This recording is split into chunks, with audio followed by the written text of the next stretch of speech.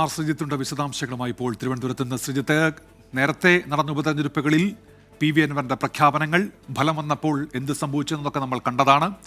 ഇന്നത്തെ വാർത്താ സമ്മേളനം കൂടി കഴിയുമ്പോൾ വരികളിലും വരികൾക്കിടയിലുമൊക്കെ എന്ത് വായിക്കണം Sreejith?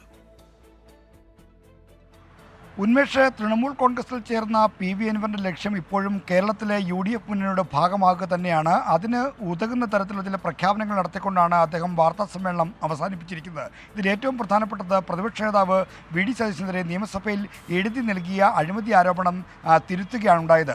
Political secretary P Sasi തയ്യാറാക്കി തന്ന കാര്യം താൻ സഭാതലത്തിൽ വായിക്കുക മാത്രമാണ് ചെയ്തത് എന്ന് പറഞ്ഞാണ് സതീശനെ രക്ഷിക്കാനുള്ള PV അൻവറിന്റെ കൈകഴുകൽ. മാത്രമല്ല, ഈ കാര്യങ്ങൾ താൻ സതീശനും കുടുംബത്തിനുമുണ്ടായ മാനഹാനിയിൽ ആത്മാർത്ഥമായി മാപ്പ് ചോദിക്കുന്നെന്ന് പറയുമ്പോഴും അദ്ദേഹത്തിൻ്റെ രാഷ്ട്രീയ ലക്ഷ്യം എവിടേക്കാണ് എന്ന കാര്യം വ്യക്തമാണ്. എന്നാൽ ഇതെല്ലാം കൊണ്ട് മാത്രം UDFന് PV അൻവറിനെ ഉൾക്കൊള്ളാൻ കഴിയുമോ എന്ന കാര്യം സംശയമാണ്.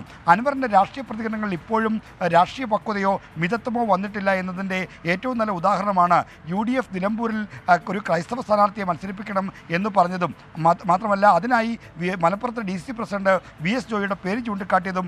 ഇത് രണ്ടും അദ്ദേഹത്തിൻ്റെ രാഷ്ട്രീയ പക്വതയില്ലായ്മയുടെ തെളിവായി തന്നെ നേതാക്കന്മാർ ഇപ്പോൾ തന്നെ ചൂണ്ടിക്കാണിക്കുന്നുണ്ട്. കാരണം ഈ UDFന് നിരുപാധിക പിന്തുണ നൽകുമ്പോൾ എന്തുകൊണ്ട് സ്ഥാനാർത്ഥിയെ നിർണ്ണയിക്കുന്ന കാര്യത്തിൽ അവർക്ക് ആ സ്വാതന്ത്ര്യം നൽകിക്കൂടാ എന്ന ചോദ്യമാണ് നേതാക്കൾ ഉയർത്തുന്നത്. മാത്രമല്ല, ഈ കാര്യത്തിൽ നിരുപാധിക പിന്തുണ എന്ന് പറയുമ്പോൾ എന്തുകൊണ്ടാണ് തനിക്ക് സേ ഉണ്ട് എന്ന വാദം ഉയർത്തുന്ന ചോദ്യവും അൻവറിന് നേരെ ഉയർന്നുണ്ട്. എന്നാൽ UDF പ്രവേശനം ലക്ഷ്യം വെക്കുന്നു. അതിന് കാരണം ദേശീയതലത്തിൽ തൃണമൂൽ കോൺഗ്രസ് ഇന്ത്യ മുന്നണിയുടെ ഇന്ത്യ സഖ്യത്തിൻ്റെ ഭാഗമാണ് എന്നതാണ് അൻവറിൻ്റെ വിശ്വാസം. അതനുസരിച്ചുള്ള നീക്കമാണ് നിയമസഭാ തെരഞ്ഞെടുപ്പ് മുന്നിൽ കണ്ടുകൊണ്ട് അൻവർ നടത്താൻ പോകുന്നത്.